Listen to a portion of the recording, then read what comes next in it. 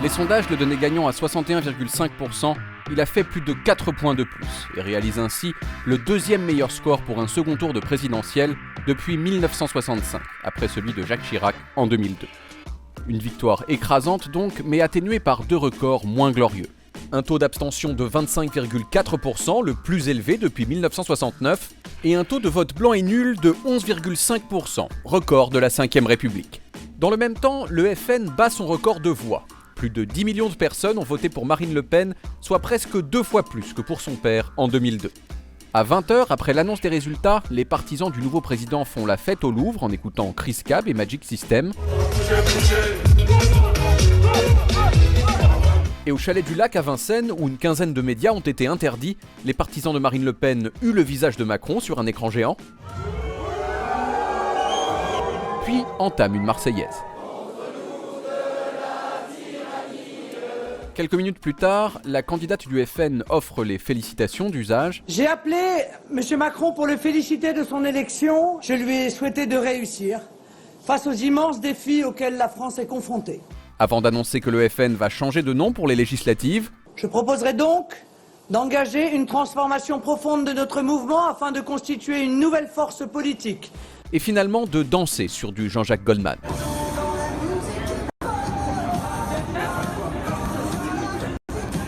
Sur le plateau de France 2, Nicolas Dupont-Aignan, qui aurait été son Premier ministre en cas de victoire du FN, s'en désolidarise en vue des prochaines élections. Il y aura deux partis, le Front National qui va se renouveler, et je présenterai des candidats dans toutes les circonscriptions de France aux législatives. Côté gauche radicale, Jean-Luc Mélenchon rappelle qu'il n'aime pas beaucoup François Hollande. Ce soir s'achève la présidence la plus lamentable de la Ve République. Avant d'accepter la victoire de Macron sans barguigner. Le nouveau président est élu. La courtoisie et l'amour de notre démocratie commandent d'en prendre acte sans barguigner. Et de mobiliser ses troupes pour les élections à venir. Une nouvelle majorité parlementaire est possible autour de nous. Le nouveau président est aussi félicité par un très grand nombre de chefs d'État, dont Donald Trump qui tweet ses encouragements. Félicitations à Emmanuel Macron pour sa grande victoire. Et Hillary Clinton aussi. Victoire pour Macron, victoire pour la France. Bernie Sanders de son côté félicite les Français. Bravo au peuple de France qui a rejeté le racisme et la xénophobie. Et plusieurs stars américaines, pas forcément de premier ordre, font pareil, comme Alyssa Milano et même Mark Hamill, alias Luke Skywalker. Vive la France! Et puis, vers 22h30, Emmanuel Macron apparaît sur fond d'hymne européen, seul sur l'esplanade du Louvre. Il marche longtemps, très longtemps,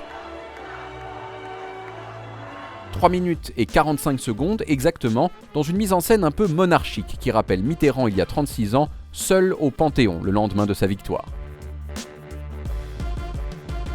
Arrivé sur scène, le nouveau président s'adresse à ceux qui ont voté pour lui parce qu'il l'aimait bien. Merci d'être là, de vous être battus avec courage et bienveillance. À ceux qui ont voté pour lui parce qu'il n'aimait pas Marine Le Pen. Je sais nos désaccords, je les respecterai, mais je serai fidèle à cet engagement pris. Je protégerai la République. Et à ceux qui n'ont pas voté pour lui. Pour ceux qui ont voté aujourd'hui pour Madame Le Pen, ne les sifflez pas, je les respecte. Mais je ferai tout durant les 5 années qui viennent pour qu'il n'ait plus aucune raison de voter pour les extrêmes. Aujourd'hui, Emmanuel Macron a prévu de se rendre aux commémorations du 8 mai aux côtés de François Hollande. Pour lui, comme pour Marine Le Pen, c'est aussi la campagne des législatives qui commence. Vive la République! Vive la France!